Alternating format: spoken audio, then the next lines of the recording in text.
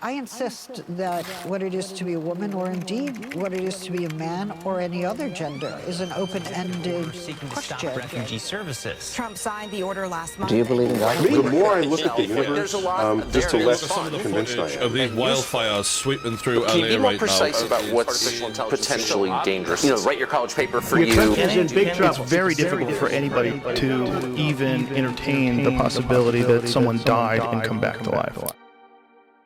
Welcome to Countercultural Biblical Truth for a Confused World. I'm Will Bacher, Grace Youth Pastor, and I'm glad that you're here.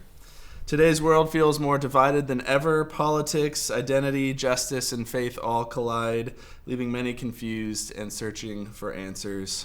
But what if the Bible speaks more clearly to today's biggest issues than we think? In this series, we're tackling real topics like immigration, climate, sexuality, and technology through the lens of God's Word. No cliches, no noise, just truth, wisdom, and grace for a complicated world.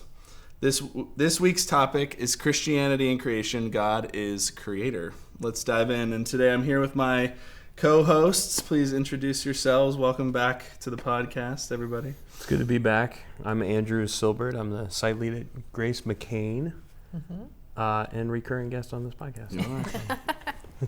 Yeah, I'm Sarah, one of the pastors at Grace, and love hanging out with you guys every week.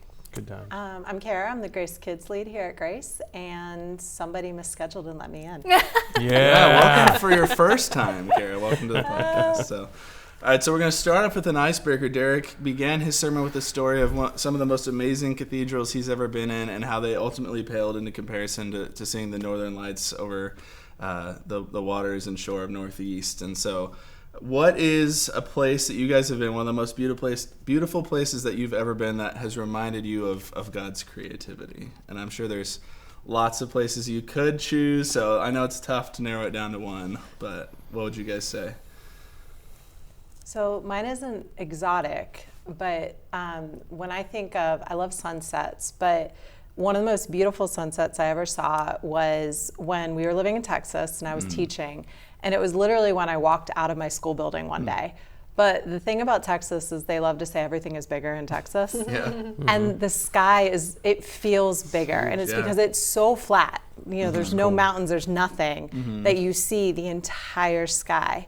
And that day when the sun was setting, it was just the most vibrant colors I've ever, I mean, oranges, reds, like someone had literally just taken the paint and painted the sky. And it was just one of the most beautiful things I've ever seen. That's cool. That's awesome. I love it. Yeah. How about you guys?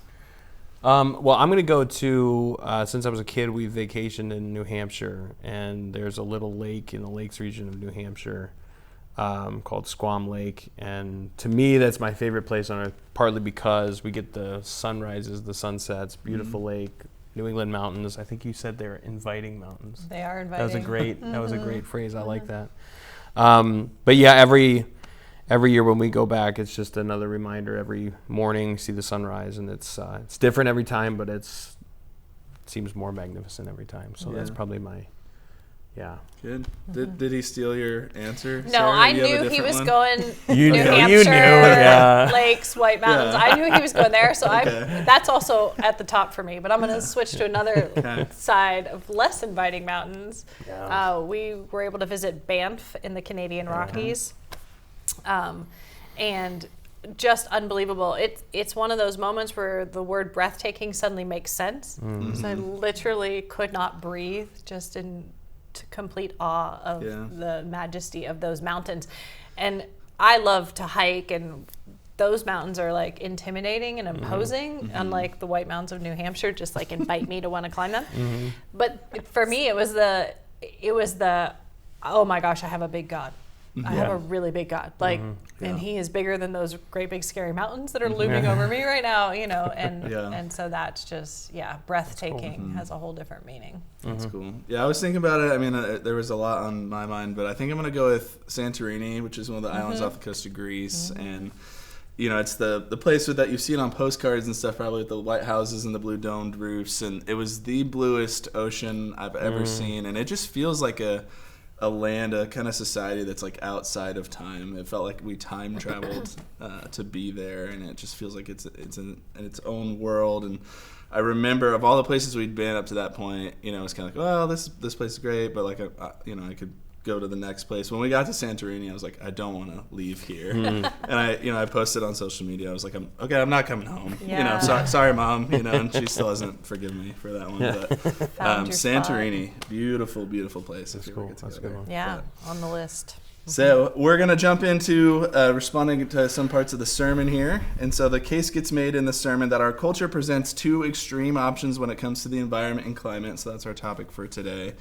Those two options are either to dismiss climate science entirely or to put nature almost above people and almost go towards nature worship. And so many of these issues presented in our series can have two loud, extreme minorities on either side. So what do you guys see as the danger to that kind of binary black and white thinking, especially when it comes to thinking about the environment in our world today? I tend to think that, again, you know, we're talking in this series about thinking Christianly, and I think thinking Christianly requires us to hold both of those things in tension. I think the problem with going to one extreme or the other, it just doesn't address the other side of the issue. And I think, you know, Derek did a good job of breaking that down in terms of, you know, the beauty of creation, but also, you know, our position and dominion over it. You know, how do we steward it? How do we use it well?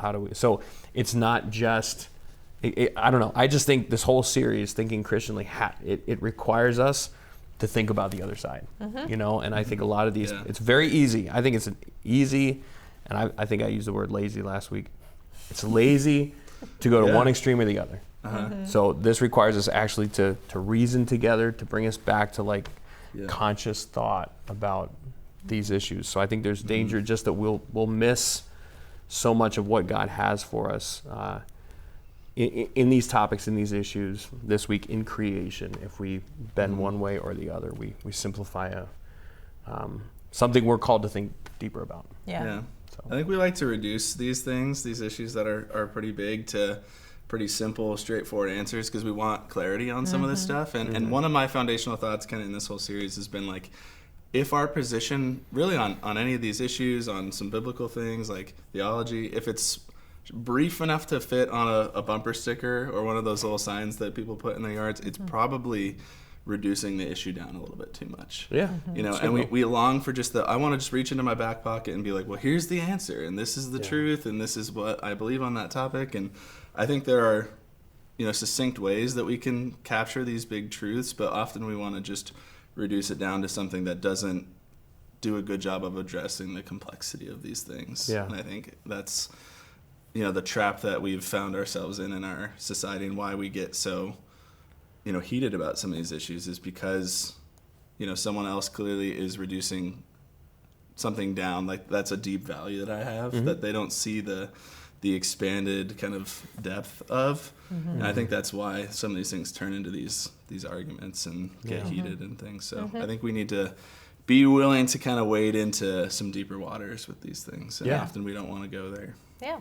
I think not wanting to go there, there's some fear that drives both of these extremes, right? So like if you're dismissing climate science entirely, for some reason over the last couple of 100 years, there's the extreme Christian position that's like kind of afraid of science, and like, you know, science wants to pit itself against religion. And I'm like, hey, science just reveals the incredible intellect of our Creator and the designs and the patterns, and, you know, the fact that we can parse this out and it's like organized out of chaos is like amazing. So like, don't be afraid of science.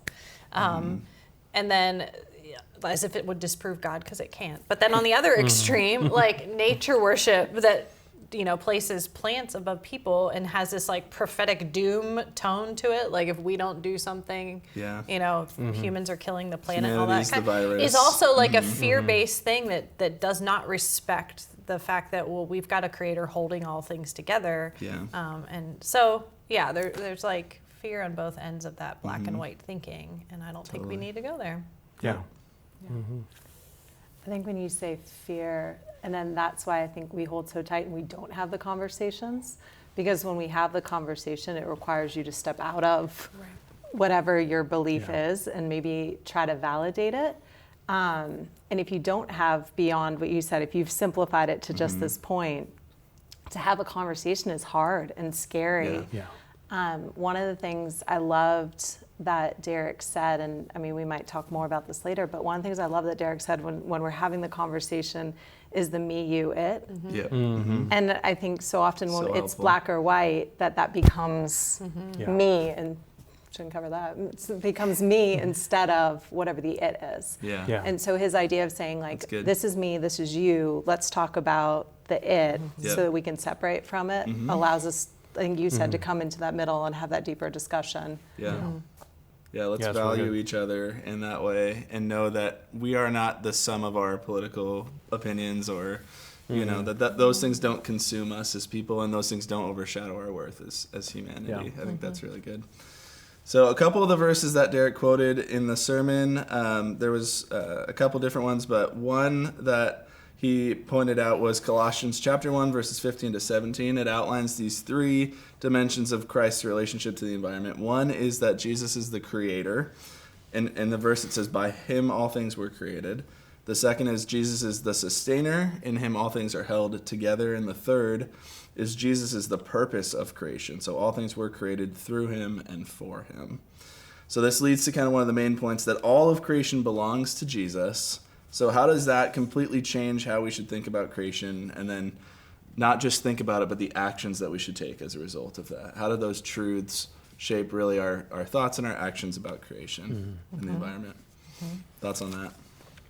I mean, all through the series, we're talking about, like, you just gave that construct, Cara, of like seeing the other person as a created image bearer of God and all of that. And so if he's the creator of all creation, then all things have his imprint on them, though creatures and plants don't, you know, have the breath of God in them the same way that people do.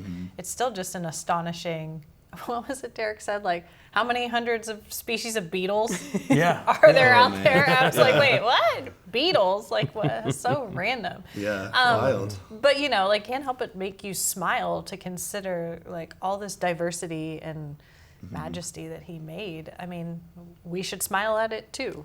It's really good. Totally. Even though it's also in brokenness. That's awesome.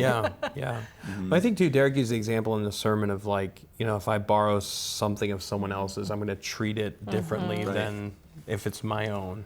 For some reason, I'm going to probably treat it better, right? I want to take care of it. I want to steward it well. I want to, and I think that's the way. So I think just that the fact that all creation belongs to Jesus really makes me think I have to think intentionally about how I treat creation. That chiefly goes for other people, but it goes for the natural world around me too. And so there's, I think a lot of times we kind of move through our day and we don't put a lot of thought into, well, what have I consumed today that was not really necessary? How did I treat somebody that I maybe just had a momentary interaction with? Like, it has to bring some intention into my thought throughout the day. And I don't think that's meant as a burden, you know, like worry, you know, wander around worrying about every little, you know.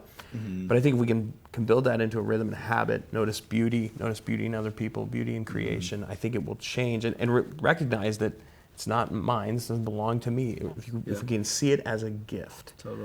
It has to shape the way that we interact with all of it. I think this Colossians passage, and I was thinking about a verse in Romans too, that says that, you know, who God is evident in his creation. And so if we think of creation in those terms, like, people can look at it. So think of that location you were, Santorini, sunset in Texas, like the mountains of New Hampshire, wherever, you like, picture your natural, you know, beautiful spot. And you've been in those places and been like, this can't all be on accident, right? This had to be designed by someone. Like, there has to be a creator, because this kind of beauty, this majesty, like that I personally don't believe that could have happened accidentally. You know, so I think we have to keep it in that mindset of, like, man, those things should be fought for and preserved. And of course, humanity is Jesus's primary image bearer, and that's how we truly see who God is. But creation is also a way to understand who he is.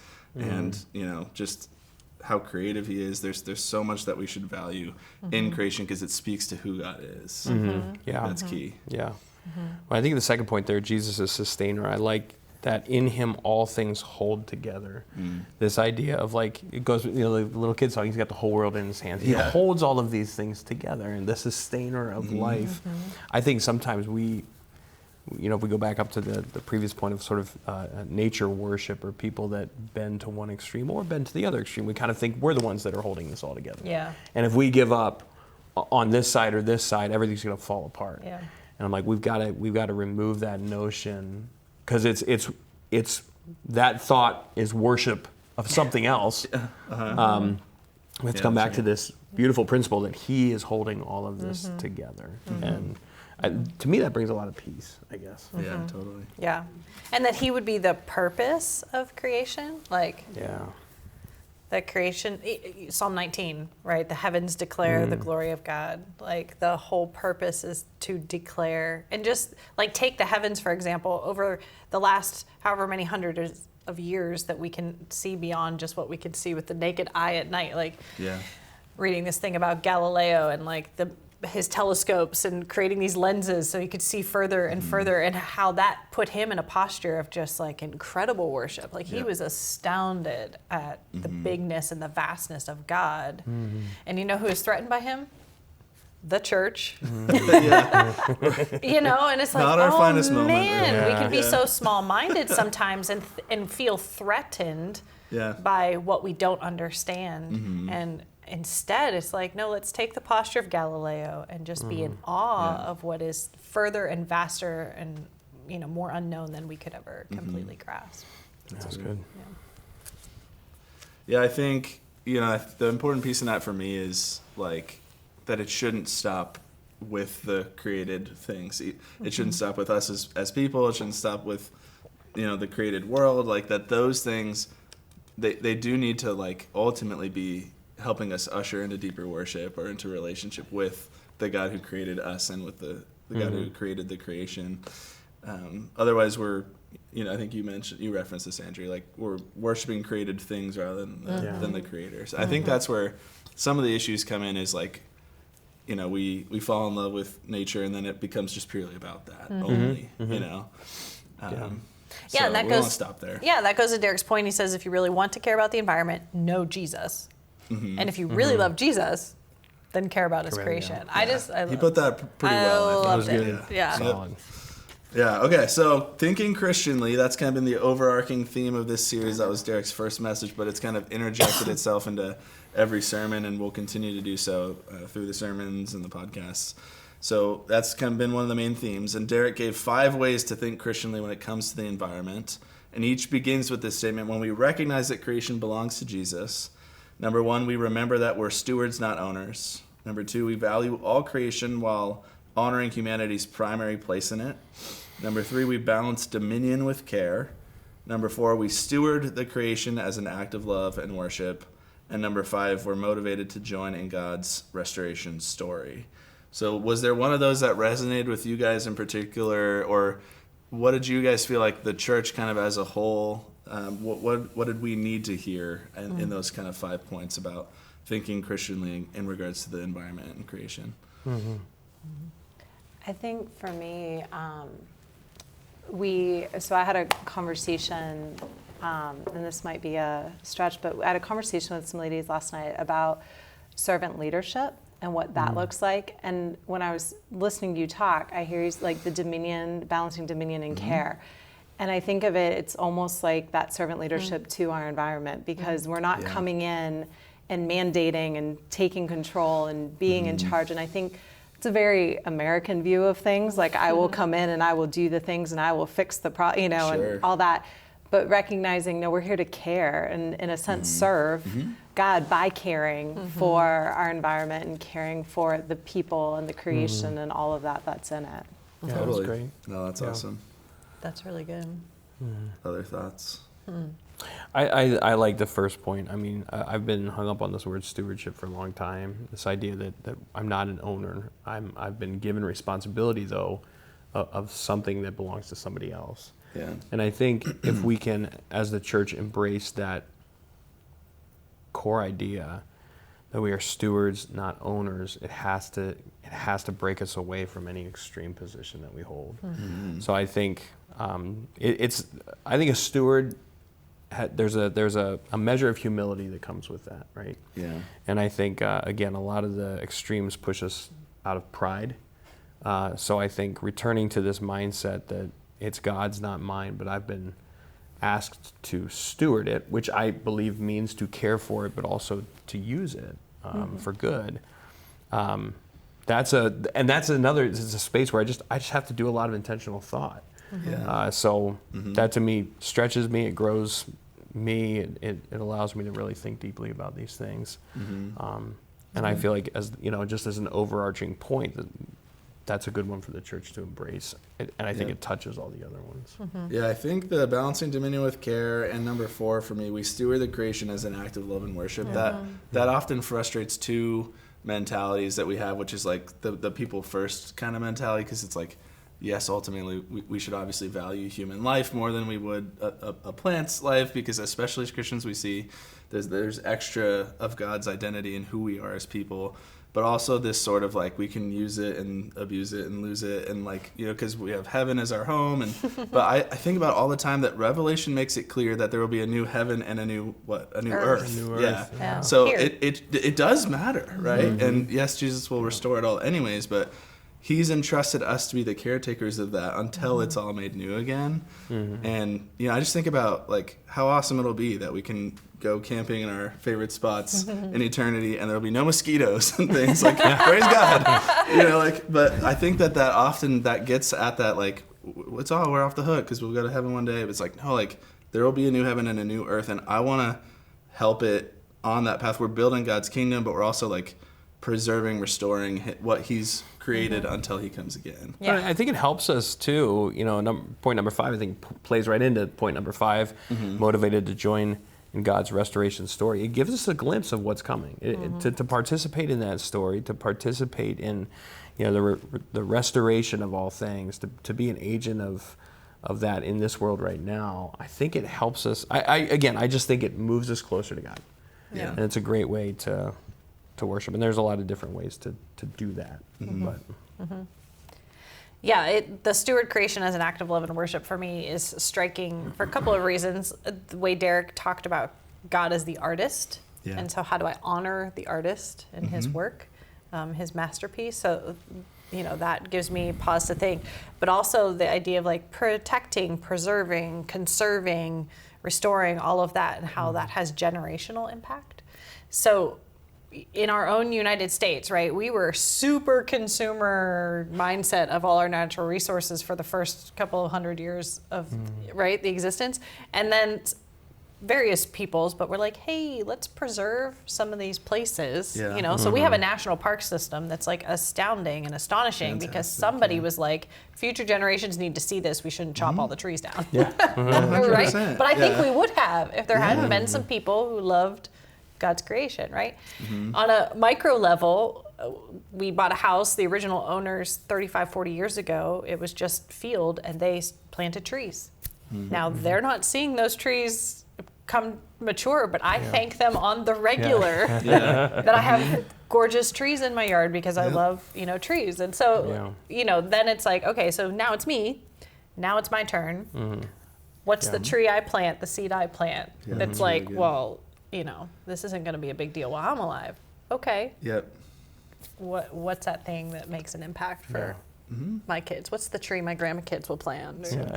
And I think this would be a statement everyone would agree with. I hope so. Hopefully this isn't controversial, but I think if you go to something like the Grand Canyon, your first thought isn't like, oh gosh, I wish someone would turn this into a mall, or you know what I mean? Like, it's like, man, I want everyone to be able to see that. This is the most amazing place I've ever been, so right? And someone boldly, established a system, like you said, and again, all the systems and programs and things, they got their flaws, right? Right. But they were established to protect beautiful places like that, and it's like, thank God that someone valued it in that way, because You know, it could just be another, like a Buc-ee's or a McDonald's or something, you know? But we get to go to those places and see, like I said, who God is through those sorts of places. So You're so right. Do we ever go somewhere and think, man, I'm so glad somebody poured concrete right there? Yeah, exactly.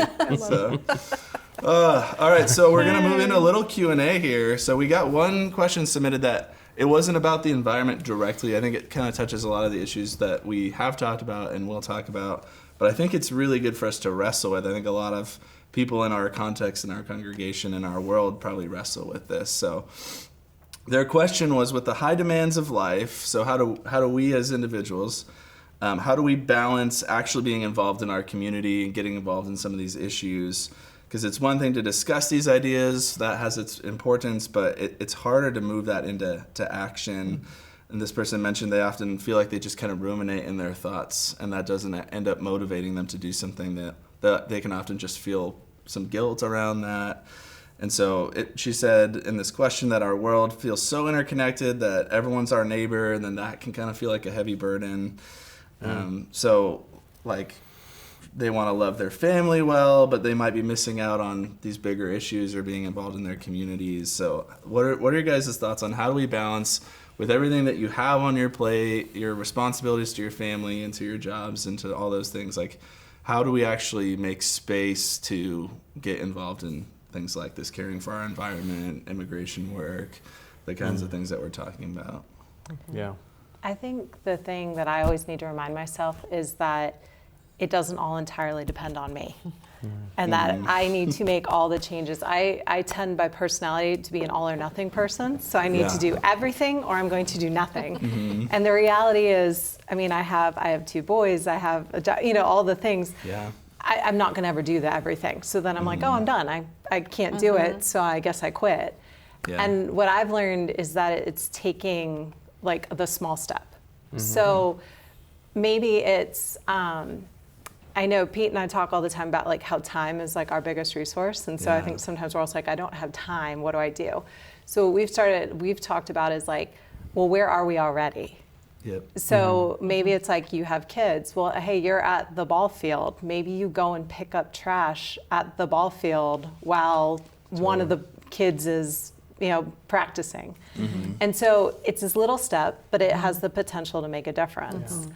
I think immigration, you know, there's a lot of families in our schools, like, again, if you have kids, but even our neighborhoods, if you just live in the community, 100%. Maybe your step is just inviting your neighbors over for dinner.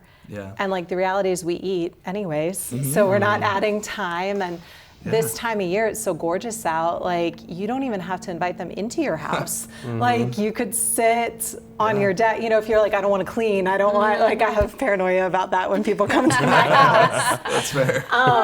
But it's like you can sit on your deck and grill and meet the neighbors that maybe just moved here from wherever. 100%. That's awesome. Yeah, I love that both of your examples right there are like, oh, I could literally do that today, you know, without a whole lot of like pre-planning, and B, they're a we solution, not just a me solution.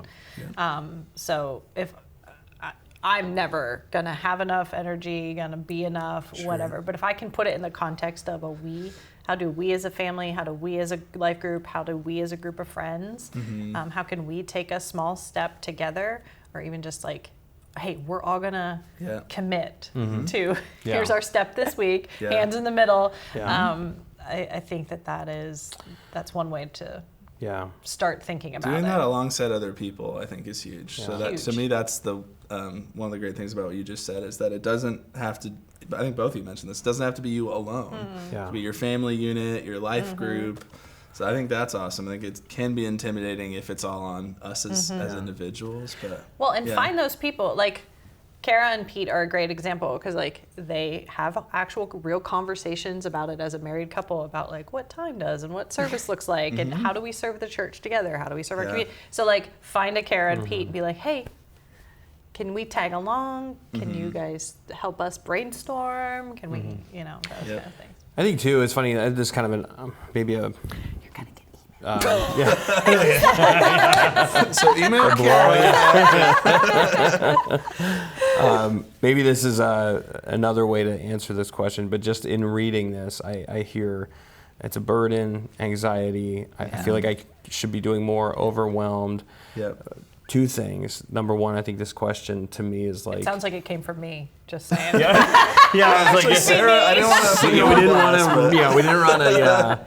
But no, it's one of those things where I'm like, the culture and the society that we live in, I think, and especially I think going through this digital fast that we just came out of for the Lenten season as a church, so much of the anxiety and the overwhelming nature of this is because there are a lot of narratives in our culture that say these are the hot button issues. We have to solve it now. If we don't, or we have to, we've got to figure out what, it creates such an anxiety. And this, on the flip side of that, I read this question and I'm like, my mind went to Micah 6:8, where it says, He has shown you, a man, what is good, and what does the Lord require of you? To act justly, love mercy, and walk humbly with your God.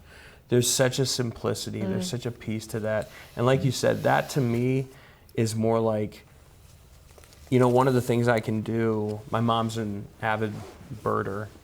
She's an unofficial, she's Love it. Yeah. Fantastic. And so I grew up, sort of with this appreciation of birds, and she had all the books and all this stuff, and now she has the apps on her phone, and which is really cool. But I'm like, my kids, there are eagles that nest in the woods behind our house. So it's like, if there was one day, there were sandhill cranes like walking across the field. We just see some cool birds. I'm like, let's go out and look at the birds. Let's go out and enjoy creation together. And that's something that instills something in them generationally. And so again, it's not like going out, and I think, again, if I see trash on the ground, pick it up. If I, speaking of creation care specifically, there are little things you can do every day. And honestly, we alone as individuals, and we collectively, I think it's just one of those little things. This shouldn't be a burden. This shouldn't be something that weighs us down. I think anxiety and fear and feeling overwhelmed don't spur us to action. So part of me is like, can we remove some of the channels that push narratives of fear and immediacy, and I've got to do this right now, and I feel like I'm not doing anything, and if you can remove some of those channels and then get back to like the simplicity of what God actually requires of us, it helps. I just think it's so helpful, peaceful healing. Yeah. You used the word collectively, and one of the things that I heard recently was talking about the body of Christ, and all the different pieces have the different roles, but they had talked about not just maybe within the church, but as like the big capital T church as a whole. Different churches maybe, but different people have their different passions. And I think talking simplistically too, yes, Derek's talking about all these topics over this month. That doesn't mean that I need to go have an impact on every single one of those. Be passionate about all. Yeah, like you might find I'm really passionate about the environment. I'm really passionate about immigration. I'm really passionate about whatever.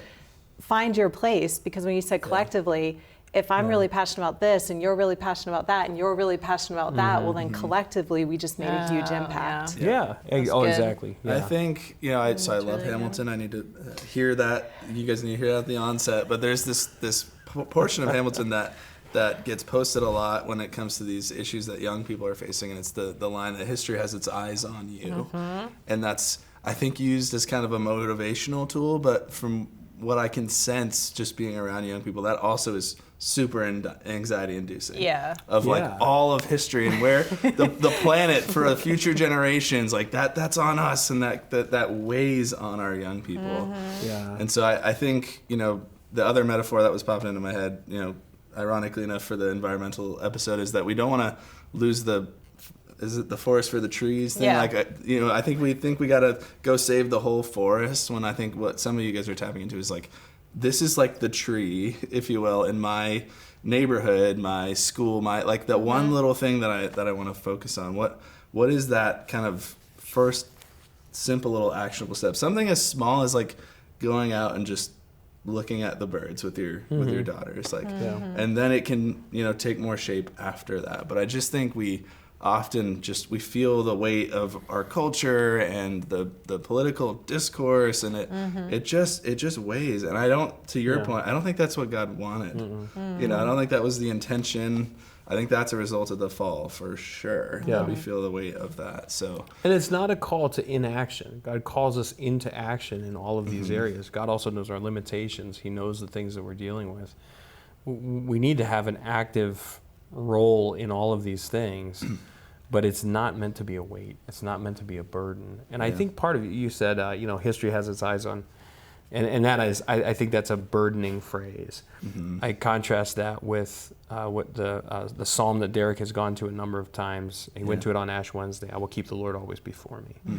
And that's where my eyes should be fixed. And if I lean in and let him lead me to where I can make these small impacts, and then I respond in obedience and take action, that to me is a much more sustainable and less burdensome path than thinking the entire weight of history rests on me picking up garbage on the side of a road for an afternoon. Because and that sort of the guilt and shame, like that's not going to create lasting anything, lasting action, lasting habits. That's not how those things are formed. Well, it creates lasting anxiety and burden. And it just perpetuates more negativity. Exactly. Well, and it also does. So as soon as you start feeling anxious and like shame, guilt about, and then you start slowly doing something, like whatever it is that you are doing, we don't want to sit in our own shame and guilt. We actually want to like put that on someone else. So then what we will do is, I'm doing this thing, and I'm working hard, and I'm sacrificing time and money and energy, and Joe Schmo over there. What are you doing? Poor Joe's. I'm sorry that Joe's get a bad rap. Joe Schmo over there. And Karen. Right, and so then they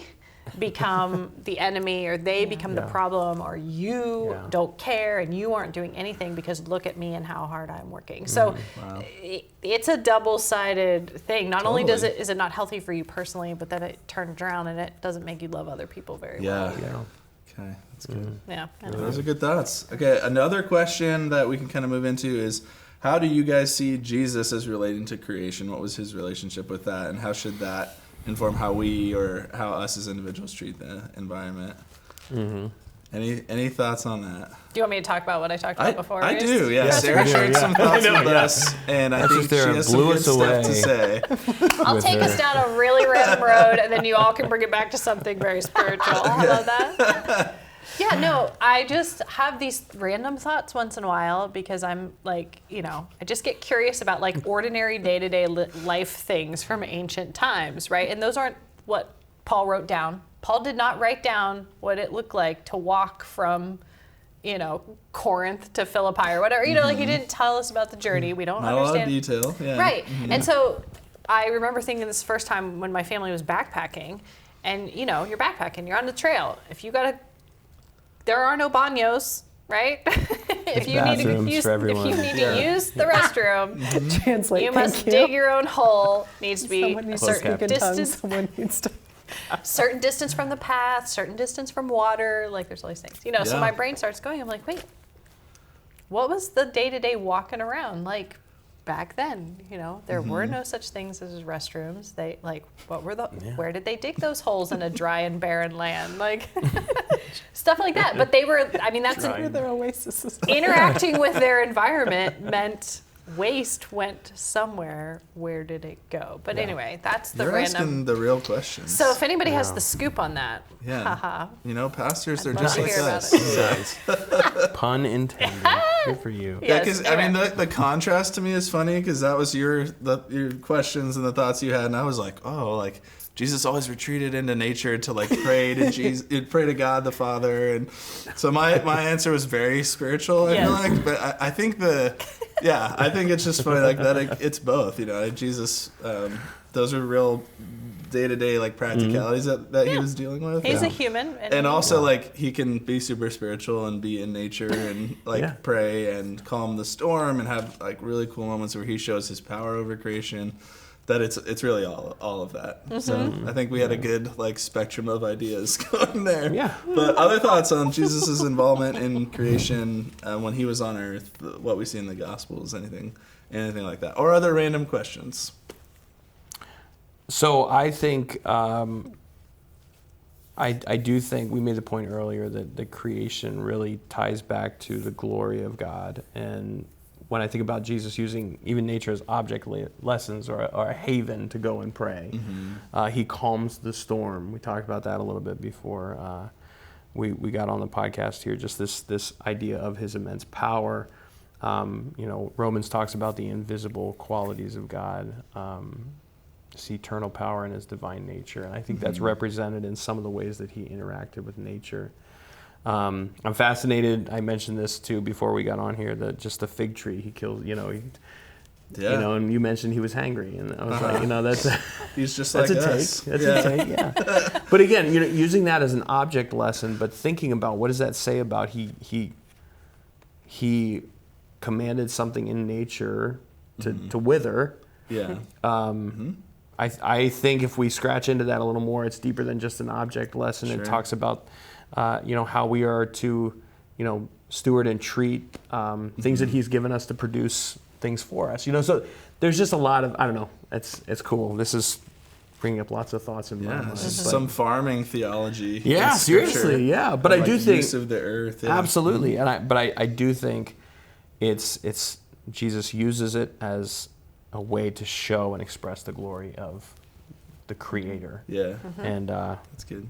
Pretty consistently. I mean, he is the creator, so it blows my mind that the creator is walking around as a human interacting with his creation. You're like, oh, I made 100%. that. I made that. I remember I made that. I really liked that one. It's a great one. Think about the joy, though. I mean, think about like a kid who creates something. Like we do a lot of Legos in kids, and like the kids like create their stuff, and sometimes they'll beg us to leave it. So then they come back the next week, and like their joy of this is the thing I created. Do you see it? Let me tell you about it. And they get so excited. So like to imagine him as like this child being like, Well, and if you use it, like Lincoln went through a stage where he first learned how to use a hammer and nails, and so everything became a shelf for me. And I actually like put books on one, and he's like, oh, you're using my shelves, It's like, that's awesome. Obviously Jesus isn't a child, but just like him watching us. Yeah. Well, I think too, like honestly, to tie it back to your original point, this idea that this is good. I made it. But there we go, full circle. I know, got to bring it back. The way that so I mentioned, I think it was last week, we talked about immigration, refugees, and the idea that Jesus was a man acquainted with sorrows. So to be responsible, even down to the personal habits of how we interact with the environment. That's a nicer way to. But it was full circle. It was very eloquent of you. Where are the baños in our but even that requires me to think about my personal habits should not affect somebody else in a negative way. And I wonder, as Jesus walked around and looked at the beauty of the creation that he made and watched people interact with it poorly, did it bring him sorrow? And he, modeled down to personal habits. He dug perfect holes. He dug perfect holes. Yep, they hit all the codes. It's like, he just knew. That water's too close. I'll move that from the water source. But I just think there's something about that too, that this whole series has just made me really come back to the fact that Jesus walked around a perfect creator in a creation that had fallen, and a creation that groaned, and how much beauty on one hand he could see, but how much sorrow it caused him not to see the and we're going to get to the restored version. We're going to be good, but it's just even in little moments. Yeah. So I think that actually brings us really well into kind of our closing moment here, where we'll talk about the big idea and some next steps. So Andrew, I think you brought us really well to this moment, that our big idea was, if you really want to care about the environment, you need to know Jesus. And if you say that you know Jesus, you really need to care about the environment. So Sarah, you referenced that. Sorry, spoiler. Totally okay. So we're going to come back and end on that thought. And so this leads us into our next steps to actually put into practice, to live out. And so we were challenged to kind of do what Derek called an audit of our creation stewardship habits. So I'm going to read those off in a moment, but the question that we're going to kind of close on is, which one of those do you personally kind of want to live into, and how might you go about that? So the next steps are food waste, new purchases, transportation, and creation appreciation. Like, how can we kind of analyze those in our lives? What might need to change? And for you personally, or just for someone like the person who asked our question about, like, feeling all the pressure of all the things. Like, what do you guys see as just like a simpler way to start maybe than feeling like we have to do it all at once? Any closing thoughts on those things? So when he first listed them, transportation I dismissed because, I live in the country. Like, there's no public transportation service driving by my house. There's no bus stop at the end of the, you know what I mean? Like, I'm like, okay, well, I'm not thinking about that one. But actually, that's the one that stuck with me for a moment. And I was like, okay, I just want to do a thought experiment of what if we only had one car? Would we be able to do all the things, as two working adults with two children who don't drive, who have activities? Like, is that possible in our current lifestyle to go down? Not, again, this is a thought experiment. Yeah. Start there and then pan it back to, but we do have two.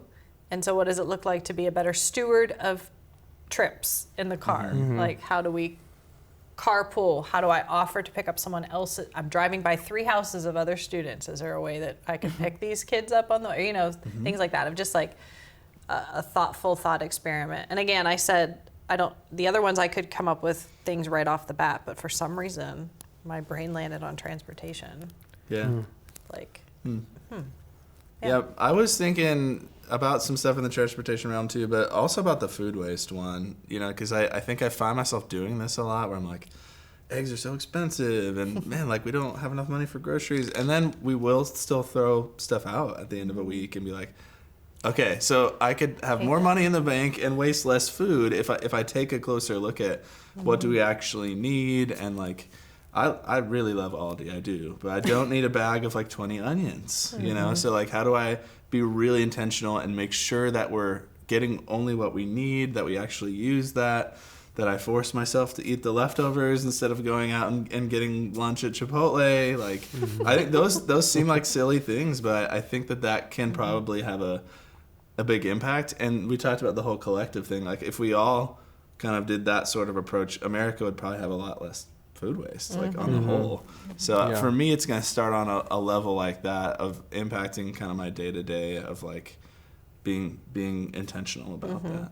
Yeah, that's really good.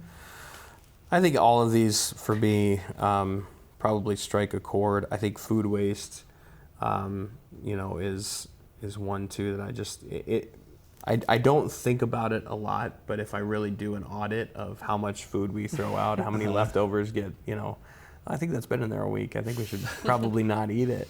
We do that a lot, and transportation, definitely. We live pretty far away, so it's like even my commute, I think about my commute, and we downsized the vehicle that's a little more fuel efficient, but still it's not, like you said, ride sharing and things like. And I think too, it's funny. Food. You mentioned 20 onions. You mentioned who can I pick up on my way to school. The byproduct of some of that can be community, which is really cool. Totally. Oh man. And wow. Bringing it back Look to at that. that. That's Yeah, good. thinking about creation appreciation. Can I appreciate the people that God's intentionally put in my commute to school, or my neighbors who might need one of those 20 onions? 100%. So you're saying I should buy 20 onions? I think you should and pass them out, man. Start You can be the passing onion them guy. Come over to our I got an house. onion guy. Yeah. I got an onion guy. Yeah, right? So, That's good. so yeah. You'll get everybody zucchinis at the end of the Yeah, summer. right, yeah. Just It'll be an FYI. exchange. Yeah. I think one of the things that Pete, my husband, has been calling me out on lately is, so we moved into our house about 1.5 years ago, and so we have projects because it's new to us and there's things,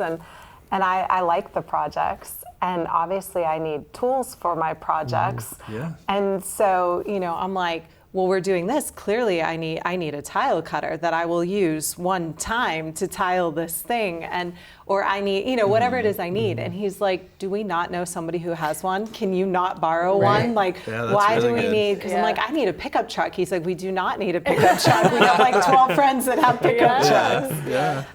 And so it's like recognizing, but that's Yeah. that other community piece. I remember Derek talked, I think when he was talking, like maybe even intentional friends, like when he was talking, one of the things was, I'm actually can be a blessing to my neighbor when I go and ask for help, being willing to ask, and totally. and they can be willing to help. And I mean, just one, knowing your neighbor, Yeah, yeah, but then building relationships because we're sharing. yeah. Yeah. I've got a tile cutter, by the way, if you need one. And I think throwing the that other out there. pieces that we talked about prior to us being here was the creation appreciation piece. We are now I mean, gosh, I shouldn't say this. I'm going to jinx it or something, but we're through the worst of it. I'm hoping, weather-wise. Yeah.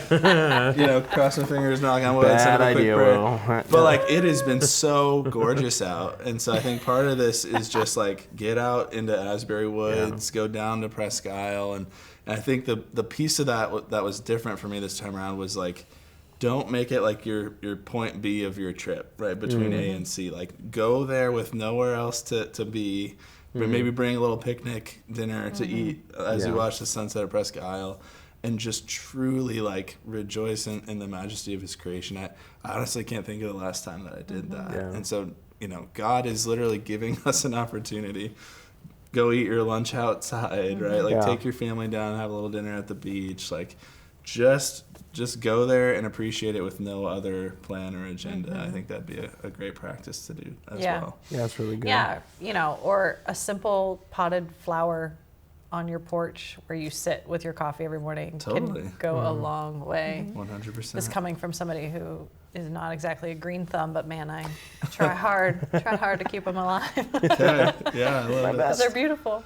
All right. Well, hey, thank you guys so much. Appreciate you all. Thank you, everyone, for joining us. Tune in next week as we talk about what Jesus and the Bible have to say about sexuality and gender. Should be a doozy. And if you want more resources, reading plans, anything like that, you can go to whoisgrace.com/counterculture, and we'll see you guys next week. Thanks.